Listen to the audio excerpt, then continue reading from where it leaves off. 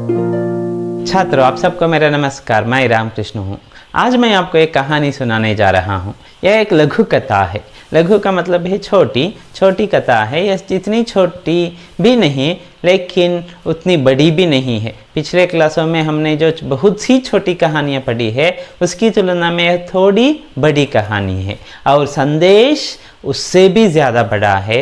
वह संदेश आपको अच्छा लगेगा और हम अपने जीवन में बदलाव लाने के लिए यह कहानी आपके लिए ज़रूर मार्गदर्शन करेगी। क्या है इसमें, कहानी कौन सी है, ज़रा आप हमें बता दीजिए सर। हाँ, कहानी का नाम है सरकारी सांड और इस लिखने वाले हैं नामदेव जी। सरकारी सांड का मतलब है, अगर मैं कन्नड़ में कहूँ तो सरकाರದ ಬಸವ। ಇಲ್ಲಿ ಎತ್ತು ಅಂತ ಸಾಂಡ್ ಅಂದರೆ ಎತ್ತು ಅಂತ ನಾವು ಕರೆಕ್ಟ್ ಪರ್ಯಾಯವಾಚಿ ಹೇಳಿದರೆ ಎತ್ತು ಅಂತ ಹೇಳಬೇಕು। ಇಲ್ಲಿ ಬಸವ ಅನ್ನೋ ಶಬ್ದದ ಅರ್ಥದಲ್ಲಿ ನಾವು ತಗೋಬೇಕಾಗುತ್ತೆ। ಅಂದರೆ ಬಸವ ಅಂದರೆ ಹಿಂದಿನ ದಿನಗಳಲ್ಲಿ ಏನಾಗ್ತಿತ್ತು, ಹಳ್ಳಿನಲ್ಲಿ ಒಂದು ಎತ್ತನ್ನ ಹಾಗೆ ಬಿಟ್ಬಿಡ್ತಾ ಇದ್ರು ಊರಿನಲ್ಲಿ। ಅದು ಯಾವ ಹೊಲಕ್ಕೆ ಬೇಕಾದ್ರೂ ಹೋಗಿ ಪೈರನ್ನು ತಿನ್ಬೋದಿತ್ತು, ಎಲ್ಲಿಗೆ ಬೇಕಾದ್ರೂ ಹೋಗ್ಬೋದಿತ್ತು, ಯಾವುದೇ ಕಟ್ಟುಪಾಡುಗಳು ಇರ್ತಿರ್ಲಿಲ್ಲ। ಎಲ್ಲೇ ಹೋದರೂ ಅದಕ್ಕೆ ಫ್ರೀ ಎಂಟ್ರಿ ಇರ್ತಾ ಇತ್ತು। ಮತ್ತು ಅದನ್ನು ತೊಗೊಂಡು ಹೋಗಿ ಎಲ್ಲಾದರೂ ಪೊಲೀಸ್ ಕಂಪ್ಲೇಂಟ್ ಕೊಟ್ಟು ಯಾವುದೋ ಒಂದು ಅದ ದನಗಳನ್ನೆಲ್ಲ ಕೂಡಿ ಹಾಕೋ ದೊಡ್ಡಿ ಇರ್ತಿತ್ತಲ್ಲ ಅಲ್ಲಿಗೆಲ್ಲ ಹಾಕೋದು, आ तरह ಏನೂ ಮಾಡ್ತಾ ಇರಲಿಲ್ಲ। उसके लिए एक स्थान था, उसके लिए उतना महत्व था, जहाँ भी वह जाए उसके लिए जाने की अनुमति थी और उसे रोकने वाला कोई नहीं था। यहाँ सरकारी सांड शब्द का प्रयोग लेखक ने जिससे लोगों के लिए किया है, अनुसूचित जाति के लोगों के लिए किया है। क्यों इस शब्द का प्रयोग किया? लेखक ने जानबूझकर किया है कि जो लोग उस जाति में है, किसी भी जाति, यहाँ उदाहरण के लिए उन्होंने ऐसी जाति का उदाहरण लिया है। किसी भी जाति में जो लोग होते हैं वे अगर जीवन में सफल नहीं होते, अपनी असफलता के लिए खुद में जो दोष है उसके बारे में देखते नहीं, वे दूसरों पर आरोप लगाते हैं। हाँ, उसे इसीलिए काम मिला है कि वह एससी है, वह एसटी है, वह तो कैटेगरी में है इसीलिए काम मिला है। और इससे क्या हुआ, उस खुद को तो कोई नौकरी नहीं मिली, फिर भी अपने मन के समाधान के लिए वे दूसरों पर आरोप कर देते हैं और जीवन में वे सफल होते जाते हैं, ये असफल होकर बैठते हैं। और जब इनकी असफलता बढ़ती है, उनकी सफलता और भी बढ़ जाती है, तो इनके बीच में उनके निंदा करने का जो भाव है इनका और भी बढ़ने लगता है। तो असफल लोग ही जीवन में ज़्यादातर निंदा करते हैं। जो जीवन में सफल होते हैं वे कभी दूसरों की निंदा नहीं करते, वे दूसरों पर बात ही नहीं करते, क्योंकि उनके लिए सिर्फ उनका लक्ष्य दिखता है। निंदा करने वाले लोगों के लिए जो लक्ष्य की ओर जा रहा है वे दिखते हैं। ಈ ನಿಂದನೆ ಮಾಡ್ತಾರಲ್ಲ, ಯಾರು ಟೀಕೆ ಟಿಪ್ಪಣಿ ಮಾಡ್ತಾರಲ್ಲ, ಅವರಿಗೆ ಲಕ್ಷ್ಯ ಕಾಣೋದೇ ಇಲ್ಲ, ಗುರಿ ಕಾಣೋದೇ ಇಲ್ಲ। ಯಾರು ಗುರಿ ಕಡೆಗೆ ಹೋಗ್ತಾ ಇರ್ತಾರಲ್ಲ ಅವ್ರು ಮಾತ್ರ ಕಾಣಿಸ್ತಾರೆ, ಇವರ ಗುರಿ ಅವ್ರ ಮೇಲೆ ಮಾತ್ರ। ಆದರೆ ನಿಜಕ್ಕೂ ಗುರಿ ಮುಟ್ಟೋರು ಲಕ್ಷ್ಯದ ಕಡೆಗೆ ಮಾತ್ರ ಗಮನ ಇರುತ್ತೆ, ಅವರಿಗೆ ಅಕ್ಕಪಕ್ಕದಲ್ಲಿ ಯಾರು ಅವ್ರ ಬಗ್ಗೆ ಏನು ಮಾತಾಡ್ಕೊಳ್ತಿದ್ದಾರೆ ಅದರ ಬಗ್ಗೆ ಗಮನ ಇರೋದಿಲ್ಲ। हमारे जीवन में या हमारे आसपास जितने भी लोग असफल हैं, असफल होने का मुख्य कारण क्या है? वे अपने लक्ष्य की ओर ध्यान नहीं दे रहे हैं, वे उन लोगों की ओर ध्यान देते हैं जो लक्ष्य की ओर जा रहे हैं। उनसे सीख पाने के लिए नहीं, उनसे सीख कर अपने जीवन में परिवर्तन लाने के लिए नहीं, उनकी जो साधनाएं हैं, उनकी जो तरक्की है उसे देखकर जलने के लिए, उन पर टीका टिप्पणी करने के लिए। तो ऐसा ही करते रहेंगे तो वे अपने जीवन को कभी नहीं सुधर पाते। ऐसी ही एक यहाँ सीख हमें इस कहानी से भी मिलती है। कहानी का नाम है सरकारी सांड। ಏನು ಹೇಳಿದ್ದಾರೆ ಇದರಲ್ಲಿ ಲೇಖಕರು ನಾಮದೇವ್ ನೋಡೋಣ। आलम, अब्दुल, वकील, लाल, रवि, गौरी, आयशा, सबीना, यहाँ कई दोस्तों के नाम हैं।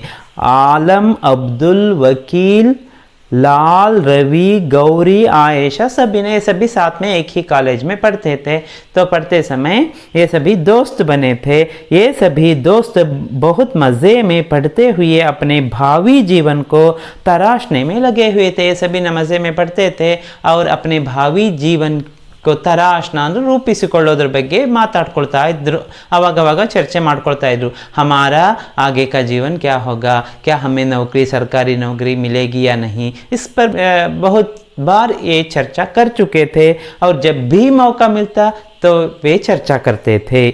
एक दिन क्या हुआ, हम भी करते रहते हैं, जब हम नौकरी ढूंढते रहते हैं तब हमारे मन में भी ऐसे विचार आते थे, हाँ आगे पढ़ाई के बाद, अभी फर्स्ट ईयर में है, सेकेंड ईयर होने के बाद हम कहाँ नौकरी ढूंढे, कहाँ क्या मुझे नौकरी मिलेगी, नौकरी ढूंढने के लिए क्या करना है, तो सरकारी नौकरी पाने के लिए क्या करना है। तो ये सारी बातें हम भी सोचते थे, हर कोई सोचता ही है और ऐसे ही ये सभी मिलकर सोचते थे और बातें करते थे, चर्चा बहस होती थी उनके बीच में। एक दिन कैंटीन में सभी चाय समोसे पर बैठे थे, कैंटीन में बैठकर सभी चाय समोसे खा रहे थे, चाय पी रहे थे। तब उनके बीच उनमें जाति और धर्म को लेकर बहस छिड़ गई और जब वे चाय पी रहे थे, समोसे खा रहे थे, खाते खाते उनमें जाति से संबंधित कुछ बहसें बढ़ गई और धर्म से संबंधित वे बातें करने लगे। ये तो बहस यहाँ तक उसमें थोड़ा तनाव आ गया, उनमें थोड़ा तनाव आ गया। आपसी लगाव जो था, आपसी प्यार था, तो आपसी जो स्नेह था, अब वह तनाव में परिवर्तित होने लगा। ತನಾವ का मतलब ಒಂಥರ ಟೆನ್ಷನ್, ಅದರಲ್ಲಿ ಒಂಥರ ಬಿಗುವಿನ ವಾತಾವರಣ ಶುರುವಾಯಿತು, ಅಂದರೆ ಒಂದು ರೀತಿಯಲ್ಲಿ ಅಸಮಾಧಾನದ ಮಾತುಗಳು ಕೇಳಿಸೋಕೆ ಶುರುವಾಗಿದೆ। तब्दील होने लगा, तब्दील होना बदलना। इतना अच्छा वातावरण था, मज़े में बैठकर आराम से वे समोसे और चाय पी रहे थे, लेकिन अचानक चर्चा के कारण जो धर्म और जाति से संबंधित चर्चा शुरू हुई तो वातावरण बदलने लगा, वातावरण में गर्मी बढ़ गई। सवाल यह था कि पढ़ाई पूरी होने के बाद कौन क्या बनेगा, क्या क्या वे चर्चा कर रहे थे। हमारी पढ़ाई पूरी हो जाएगी 1 ही साल के अंदर, तो होने के बाद हम क्या करेंगे, कौन सी नौकरी पकड़ेंगे, कौन क्या बनेगा। आलम स्वयं दलित मुसलमान था, उसमें आलम जो था वह दलित था, दलित में भी मुसलमान में एक दलित था, लेकिन अपने को दलितों से ऊंचा मानता था, लेकिन वह खुद को दलित मानने के लिए वह तैयार नहीं था। मुसलमानों में अपने को वो ऊंचा मानता था। ರಾಮಚಂದ್ರ ಶುಕ್ಲು ಹೇಳಿರೋ ಒಂದು ಮಾತು ಇಲ್ಲಿಗೆ ನೆನಪಿಗೆ ಬರುತ್ತೆ, ಇಡೀ ನಮ್ಮ ಭಾರತ ದೇಶದಲ್ಲಿ ಇದು ಅತ್ಯಂತ ಕೆಳಜಾತಿ ಅಂತ ನೀವೇನಾದರೂ ಹೇಳಿದರೆ, ಈ ಒಂದು ಜಾತಿಯನ್ನು ಗುರುತಿಸ್ಬಿಟ್ಟು, ಇದು ನಾವು ಜಾತಿ ಬಗ್ಗೆ ಮಾತಾಡೋ ಹಾಗಿಲ್ಲ, ಆದರೂ ನಾನು ನಿಮಗೆ ಉದಾಹರಣೆಗಾಗಿ ಹೇಳ್ತಾ ಇರೋದು, ಅತ್ಯಂತ ಕೆಳಜಾತಿ ಅಂತ ಯಾವುದಾದ್ರೂ ಒಂದು ಹೇಳಿ, ಇದೇ ಕೆಳಜಾತಿ ಎಲ್ಲದಕ್ಕಿಂತ ಕೆಳಮಟ್ಟದಲ್ಲಿರೋ ಜಾತಿ ಅಂತ ಹೇಳಿದರೆ, ಅಗರ್ ಜಾಕರ್ ಹಮ್ ಉನ್ಸೆ ಪೂಛೆ तो वे उनसे भी और एक निचली जाति हमें बता देंगे, ಇಲ್ಲ ಇಲ್ಲ ನಮಗಿಂತ ಕೆಳ ಜಾತಿ ಇದೆ, ನಾವು ಅವರಿಗಿಂತ ಮೇಲು। ನಮ್ಮಲ್ಲಿ ಇಷ್ಟೊಂದು ಭೇದ ಭಾವ ಕಾಣಬರೋದಕ್ಕೆ ಮನುಷ್ಯನ, ಭಾರತೀಯನ ಇದೇ ಭಾವನೆ ಕಾರಣ, ನಾವು ಅವ್ರಿಗೆ ಅಷ್ಟು ಕೆಳ ಜಾತಿ ಅಲ್ಲ, ನಾವು ಅವ್ರಿಗಿಂತ ಮೇಲಿದ್ದೀವಿ ಅಂತ ಹೇಳ್ಕೊಳ್ತಾರೆ। ಇಲ್ಲ ಇಲ್ಲ ನಾವು ಅವ್ರ ಜೊತೆ ಯಾವುದೇ ಸಂಬಂಧನ ಪಡೋದಿಲ್ಲ। ಆಜ್ಕಲ್ तो बदल रहा है, ये सभी व्यवस्थाएं बदल रही है, फिर भी पूरी तरह से भारत का समाज बदला नहीं है। आप वहाँ क्या हुआ, दलित अपने आप को दलितों से ऊंचा मानता था, ಅವ್ರಿಗಿಂತ ನಾನು ದಲಿತ ಮುಸಲ್ಮಾನ ಅಲ್ಲ, ಮುಸಲ್ಮಾನರಲ್ಲಿ ಉತ್ತಮ ಸ್ಥಾನದಲ್ಲಿರೋದು। अब्दुल अमीर किसान परिवार से आया था, अब्दुल अमीर किसान परिवार से आया था। उसका सपना किसानी करना या किसी तरह रिश्वत देकर गांव के पास के किसी सरकारी स्कूल में मास्टर बनना था। वह क्या सोचता था, वह तो अमीर था, उसके पास पैसे, पिता के पास बहुत सारे पैसे थे, तो किसानी करने का भी उसे मन था, नहीं तो पैसे देकर, रिश्वत देकर, लंचा कोटपिटो पास के किसी स्कूल में अध्यापक बनना चाहता था। वह उसकी इच्छा थी, उसकी आगे की योजना थी।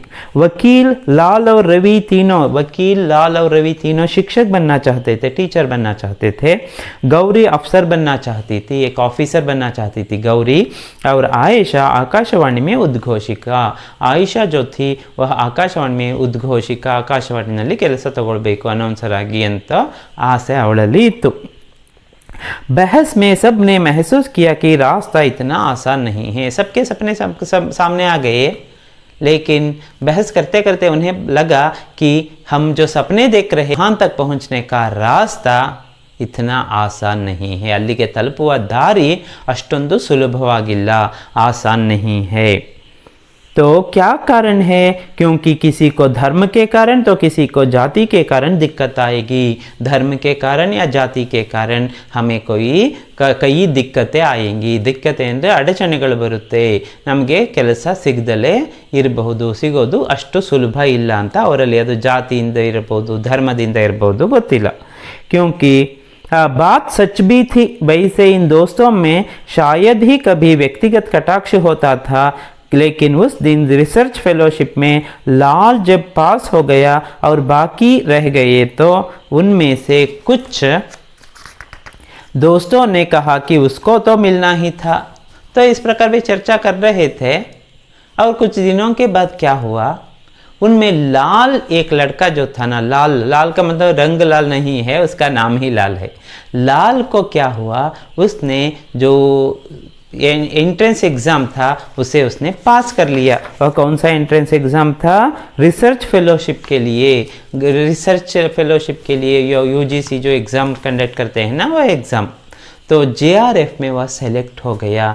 तो बाकी लोग उस पर टीका करने लगे, टीका टिप्पणियाँ करने लगे। वे कहने लगे कि उसे तो मिलना ही था, ಅವನಿಗೆ ಸಿಕ್ಕದು ಸಿಗೋಂಥದ್ದೇ ಬಿಡಿ, ಅವನದೇನು ಸಿಕ್ಕಿರೋದೇನು ग्रेट ಏನಲ್ಲ, क्योंकि वह एससी है और ये सरकारी सांड होते हैं। वो तो एससी है ना, इसलिए उसे मिला है।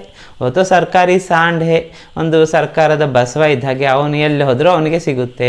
उसमें क्या है, उसमें उसका कोई बड़प्पन नहीं है। इस प्रकार सभी उस पर आरोप प्रत्यारोप करने लगे।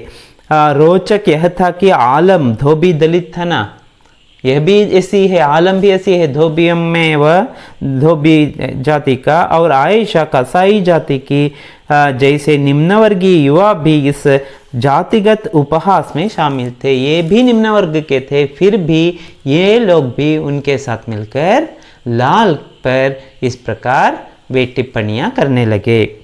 लाल की सफलता के बाद अक्सर वे उसकी अनुपस्थिति में अब व्यक्तिगत छींटाकशी भी करने लगे थे। जब भी लाल वहाँ ना रहता था उनके बीच, तो उस पर वे ये सारी बातें कहते थे, उस पर आरोप करते थे।